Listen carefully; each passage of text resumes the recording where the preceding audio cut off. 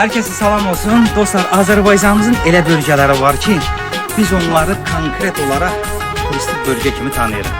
Məsələn, Qəbələ deyəndə ilk ağlımıza nə gəlir? Dağ, meşə, bulaqlar. Lənkəran deyəndə ağlımıza dəniz, dağ, meşə. Amma elə rayonlarımız da var ki, biz onları turistik bölgə kimi tanımırıq. Məsələn, onlardan biri də Cəllabaddır. Deyəndə ki, gedək Cəllabada istirahət edək, fikirləşir ki, Cəllabada gedib harda istirahət edəcəyik. Cəllabadda meşə, nə bilim, bulaq var. Bax, onu deyənlər.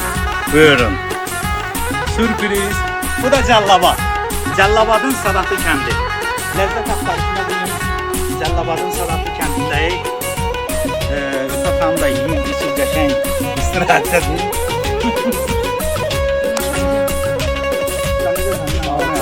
İlk yediğimiz zirzili çolpamızdı. Bəh. Gözəlliyi də. Şiranı koruzumuzdu. Hazırladığımız şiranı koruzu.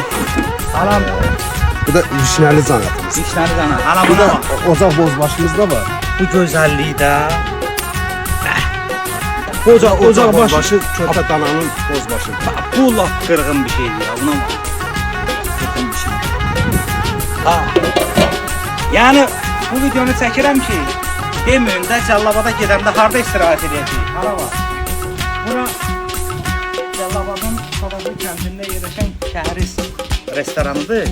Möhtəşəm bir yer. Gəlin istirahət edin. Yəni burada gəzməli yerlər çoxdur. Vətənimizin hər bir yeri gözəldir.